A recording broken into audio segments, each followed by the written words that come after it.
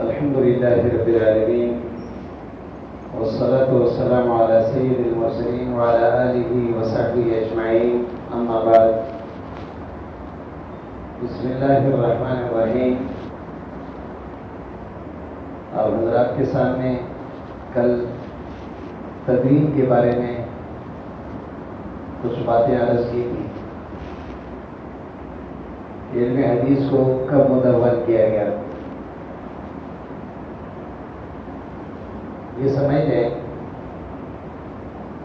کہ صحابہ کرام کے زمانے میں اور پھر کبار تابعین کے زمانے میں احادیث کو مرتب اور مدون کرنے کا کوئی انتظام نہیں تھا. شخصی صحائف موجود تھے، البتہ مرتب انداز سے احادیث کو جمع نہیں کیا گیا. اور زیادہ تر چونکہ صحابہ کرام اور عرب امی تھے، کتابت اور لکھنا پڑھنا نہیں جانتے تھے، تو وہ حافظے پر ہی جو ہے توجہ دیتے تھے. اور ویسے بھی اللہ تبارک و تعالیٰ نے عرب کو غضب کا حافظہ عطا فرمایا ہے، اور تاریخ اس کے گواہ ہیں. اور کچھ امتیازی صفت جو ہے عربوں میں پائے جاتے ہیں. ان میں سے ایک ذکاوت ہے، ایک سخاوت ہے، ایک شجاعت ہے. یہ الگ بات ہے کہ مرور زمان سے لوگ دنیا پرست ہو گئے، اس کی وجہ سے یہ امتیازی صفت جو ہے وہ یا تو ختم ہو گئے یا کم ہو گئے. لیکن پھر بھی عربوں کی شجاعت اور بہادری وہ شروع سے مشہور ہے. تو جیسے کل بتایا، عام طور پر لوگ جو ہے زبانی یاد کرتے تھے احادیث کو، اسی طرح قرآن کریم کی حفظ کرتے تھے.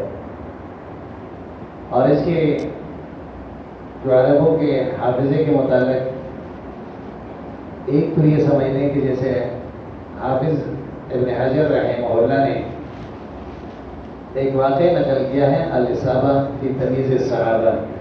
اس کا مشہور تصنیف ہے صحابہ کرام کے حالات زندگی کے متعلق. اور اس میں وہ فرماتے ہیں کہ عبد الملک ابن مروان جو بنو امیہ کا سمجھ لو کہ پہلا خلیفہ ہے، اگرچہ اس سے پہلے مروان بھی آیا لیکن وہ خلیفہ وقت نہیں تھے. لیکن مروان ابن حکم نے یہ جو عبد الملک ابن مروان کے زمانے میں تو پھر بنو امیہ کا حکومت پورا دنیا پر رہی. اور اس دور میں حضرت ابو ہریرہ رضی اللہ عنہ کو ایک دفعہ اس نے بلایا اور حدیث سننے کی فرمائش کی. اس کے ذہن میں یہ بات تھی کہ شاید ابو ہریرہ اتنا زیادہ حدیثیں بیان کرتا ہے، اس میں غلطی کا بھی امکان ہے. پیچھے کاتب کو بٹھایا اور حضرت ابو ہریرہ سے حدیث سنانے کی فرمائش کی. حضرت ابو ہریرہ نے سنایا کئی حدیثیں، وہ کاتب لکھتا رہا. اگلے سال پھر حضرت ابو ہریرہ کو بلایا اور یہ فرمایا کہ وہ پچھلے سال والے روایتیں دوبارہ سنائیں. اور کاتب کو پیچھے بٹھایا، حضرت ابو ہریرہ کو پتہ نہیں ہے. حضرت ابو ہریرہ رضی اللہ عنہ نے ان روایتوں کو اسی طرح بیان فرمایا جو پچھلے سال سے بیان کی. سمجھ آئی بات؟ اسی طرح آپ کو بتایا تھا کہ بنو عباس کا خلیفہ ہے ابو العباس سبان، پہلا خلیفہ ہے عباسیین کی. وہ کسی طویل قصیدے کو ایک دفعہ سننے سے وہ یاد کر لیتا تھا، اور اس کا غلام 2 دفعہ سننے سے. اس کی ایک لوٹی تھی، وہ 3 دفعہ اس کے سامنے کسی قصیدے کو آپ پڑھیں گے تو اس کو یاد ہو جاتا ہے. تو اسی طرح آپ کو پتہ ہے کہ امام بخاری رحمہ اللہ نے بھی نقل فرمایا ہے کہ جعفر ابن عامر الزمری وہ فرماتے ہیں کہ ایک دفعہ عبید اللہ ابن عدی ابن خیار کے ساتھ میں حضرت وحشی کے پاس گیا. حضرت وحشی چونکہ اس وقت کمزور ہو چکے تھے تو عبید اللہ ابن عدی ابن خیار نے حضرت وحشی سے پوچھا کہ کیا آپ نے مجھے پہچانا؟ تو حضرت جو ہے فرمانے لگے پہچانا تو نہیں ہے لیکن کسی زمانے میں عدی ابن خیار کے یہاں ایک بچہ پیدا ہوا تھا اور اس بچے کو مجھے دیا گیا ہے کہ اس کو دائیں کے پاس لے جاؤ. میں لے گیا تھا, اس کے جسم ڈھانپا ہوا تھا لیکن پاؤں نظر آ رہے تھے. آپ کے پاؤں اس بچے کے پاؤں جیسے نظر آ رہا ہے. بات سمجھ میں آئی؟ تو بہرحال امام ابو داؤد رحمہ اللہ نے بھی ذکر فرمایا ایک واقعہ. ایک شیخ جو ہے وہ غالباً صحابی ہے, حدیث بیان کر رہے تھے. لوگوں کو شک ہو گیا کہ یہ حدیث کچھ زیادہ بیان کر رہا ہے, غلطی کا امکان ہے. استاد سمجھ گئے. پھر شاگردوں سے کہا تمہیں کیا پتا, تم یہ سمجھ رہے ہو کہ میں حدیث میں غلطی کروں؟ نہیں, اللہ کی قسم میں نے 60 حج کیے. ان 60 سالوں میں جو میں نے حج کیے ہیں, کس سال کون سے سواری میں سوار ہو گیا تھا میں ابھی بتا سکتا ہوں. 60 سال میں. بات سمجھ میں آئی نا؟ اسی طرح چونکہ دور اول ہے, حافظہ سالم تھے لوگوں کے, دنیا کی طرف مراقبت کم تھی, دین کی طرف اور دین کی علم کی طرف رغبت زیادہ تھی لوگوں کی. امام بخاری کا واقعہ آپ کو پتہ ہے, جب امام بخاری رحمہ اللہ بخارا اور سمرقند سے بغداد تشریف لے گئے, اور اس وقت بغداد جو ہے یہ علم اور دین کا مرکز تھا, تو وہاں امام بخاری کے شہرت پہلے پہنچ چکے تھے. تو آپ کو پتہ ہے کہ صاحب النعم محسود, جس کو اللہ نعمت دیتا ہے تو پھر لوگ اس کے ساتھ حسد بھی کرتے ہیں. جس پہ امام بخاری رحمہ اللہ کا زندگی مشکلات سے عبارت ہے. ایک جگہ پر ان کو ٹھہرنا نصیب نہیں ہوا. ایک جگہ پہ جب اس کو شہرت حاصل ہوتے تو پھر درباری لوگ حکمرانوں کے پاس جا کے شکایت لگا کے وہاں سے ان کو جلاوطن کر گئے. اسی حالت میں اس کا انتقال ہوا, سفر کی حالت میں. تو جب وہ بغداد پہنچے تو وہاں کے محدثین نے 100 حدیثوں کی ترتیب جو ہے الٹ پلٹ کر کے ایک کے سند دوسرے کے متن کے ساتھ اس طرح لگا کے 10 آدمیوں نے 10 تقسیم کر دی. اور امام بخاری رحمہ اللہ کے سامنے ایک آدمی پیش ہوا, 10 حدیثیں غلط سند پیش کی اس نے. اور حدیث کے متعلق امام بخاری یہ فرماتے رہے, حافظ نے ذکر کیا کہ لا عارف ہو. جب یہ 100 حدیثیں بیان ہوئے تو لوگ ایک دوسرے کو دیکھ کے ہنسنے لگے کہ یہی وہ آدمی, اس کو صحیح اور غلط کی تمیز نہیں ہے. تو جب سب نے بیان کیے تو اس کے بعد امام بخاری رحمہ اللہ نے پہلے آدمی سے شروع کیا. یہ کہا کہ آپ نے پہلے حدیث یہ بیان کی اور غلط سند یہ ہے, اور جو آپ نے بیان کی اس کے اصل سند یہ ہے. پھر اسی ترتیب سے 100 روایتوں کو بیان کیا ہے. صرف بیان کرنا کمال نہیں ہے, کمال یہ ہے کہ اس نے جو غلط سند بیان کیے تھے وہ بھی بتا دیے اور جو صحیح سند ہے اس کو بھی بتا دی. تو ایک دفعہ سن کے 100 حدیثوں کا اسی ترتیب سے یاد کرنا, پھر غلط سند کو بھی ذہن میں رکھنا اور صحیح کو بھی, یہ کتنا مشکل کام ہے. تو بہرحال اللہ تبارک و تعالیٰ نے ان حضرات کو ان کے علم اور تقویٰ کی بنیاد پر صالح حافظہ عطا فرما دیے تھے. اس وجہ سے انہوں نے بڑے بڑے کام کیے اور اللہ نے ان کی کتابوں سے جو ہے ایسے نور جاری فرمایا کہ آج پورا امت اور پورا دنیا کے مسلمان جو ہے ان احادیث طیبہ سے ان کی کتابوں سے استفادہ کر رہے ہیں. بات سمجھ میں آئی نا؟ امام مالک رحمہ اللہ نے جب موطا لکھا تو ظاہری بات ہے صحیح ستہ سے پہلے مقام موطا کا ہی تھا، کچھ سے کتاب نہیں تھے حدیث میں. اور اس وقت امام مالک سے یہ کہا گیا کہ آپ نے موطا کے نام سے کتاب لکھی. اس نام کی تو کئی کتابیں پہلے سے موجود ہیں محدثین کے، کوئی اور نام رکھیں. تو امام مالک رحمہ اللہ نے فرمایا ما کان للہ، جو اللہ کے لیے ہوتا ہے نا وہ باقی رہتا ہے، اور جو اللہ کے لیے نہ ہو تو وہ ختم ہو جاتا ہے. تو اخلاص کے ساتھ دین کے کام ایک آدمی کریں، رات کی تاریکی میں کریں، لیکن اللہ اس کو لوگوں کے سامنے ظاہر فرمائیں گے. اور اللہ تبارک و تعالیٰ پھر اس کی کتاب کو اس کے لیے صدقہ جاریہ بنا دے. سمجھ میں بات آئی؟ بہرحال تدوین کی بات ہو رہی تھی، تو اس میں شروع میں صحابہ کرام کے زمانے میں، دور کبار تابعین کے زمانے میں تدوین حدیث کا کوئی سلسلہ نہیں تھا. البتہ ایک دفعہ حضرت عمر رضی اللہ تعالیٰ عنہ نے صحابہ کو جمع کیا. جمع کرنے کے بعد فرمایا کہ میرے دل چاہتا ہے کہ حدیث کو جمع کروں، تمہارا کیا مشورہ ہے؟ صحابہ نے یہی فرمایا کہ اچھی تجویز ہے، اس پہ عمل ہونی چاہیے. پھر حضرت فاروق اعظم نے خود فرمایا کہ میں اس میں استخارہ کرتا ہوں. تو پھر اس کے بعد کئی دن استخارہ کی اس نے، پھر فرمایا کہ میرے دل مطمئن نہیں ہے. ان سے پہلے لوگ اور انبیاء کے کلام کو ہی مدار بنا کے اللہ کی کتاب کو چھوڑ کے پھر گمراہ ہو گئے.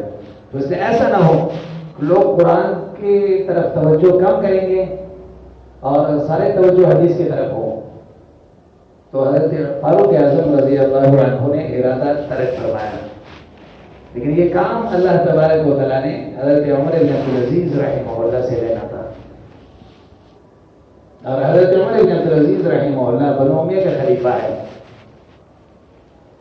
اور اگرچہ بنو امیہ کے خلفاء جو ہیں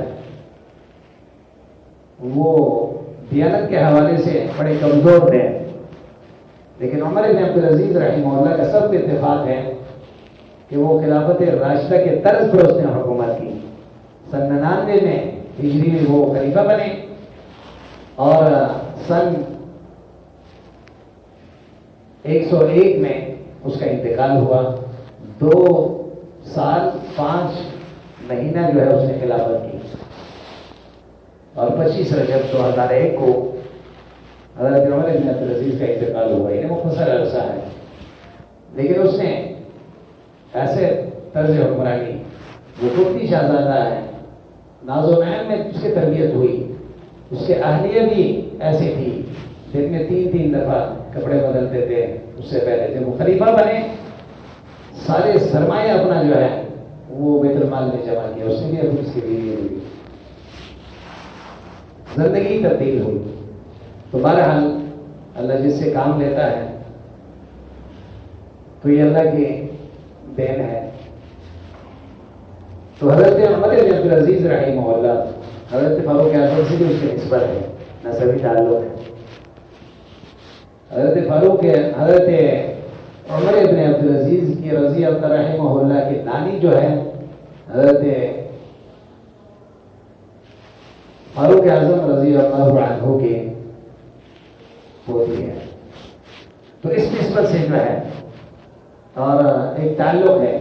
حضرت عمر بن عبدالعزیز رحمہ اللہ سن 99 جب میں خلیفہ بنے اور کبار صحابہ کرام کا تقریباً دنیا سے رخصت ہوئے اور کبار تابعین بھی دنیا سے جانے لگے، تو اس کو یہ خوف لاحق ہوا کہ اس طرح تو ذخیرہ احادیث ختم ہو جائیں گے. ان کے دلوں سے جب وہ چلے جائیں گے تو وہ ہمیشہ کے لیے یہ باقی نہیں رہیں گے، تو ان کو جمع کرنی چاہیے. تو سب سے پہلے اس کے دل میں یہ داعیہ پیدا ہوا. اس نے اپنے زمانے کے مجدد تھے. تو حافظ ابو نعیم اصفہانی رحمہ اللہ تاریخ اصفہان میں لکھتے ہیں تو حضرت عمر بن عبدالعزیز رحمہ اللہ نے اطراف عالم کو خط بھیجا. کتب عمر بن عبدالعزیز الى الآفاق انظروا الى حدیث رسول اللہ صلی اللہ علیہ وسلم فاجمعوه.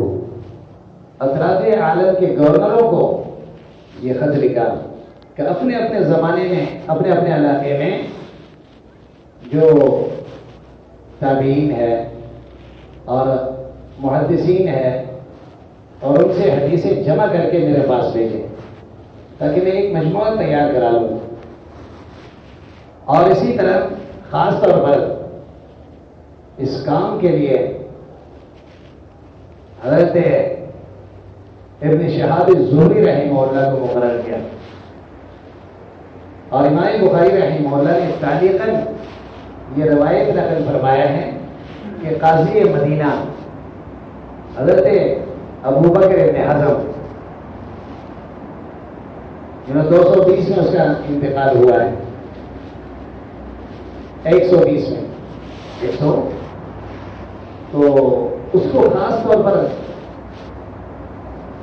حکم دیا ہے اور اس کے لیے خصوصی خط لکھا چونکہ وہ مدینے کے گورنر بھی تھے, قاضی بھی تھے اور حضرت عمر بن عبدالعزیز کے نائب بھی تھے. اور امام مالک رحمہ اللہ فرماتے ہیں کہ مدینے میں اس سے قضاء کے علم رکھنے والے کوئی دوسرا نہیں تھے. اور زاہد اور عابد اتنے تھے کہ بیوی فرماتی ہے کہ 40 سال سے کبھی رات کو بستر پہ سویا نہیں. بات سمجھ میں آئی؟ تو اس کو خاص طور پر خط لکھا امام بخاری رحمہ اللہ نے. اور باب کیف یقبض العلم ایک باب قائم کیے. اس باب میں اس نے یہ روایت نقل کی ہے حضرت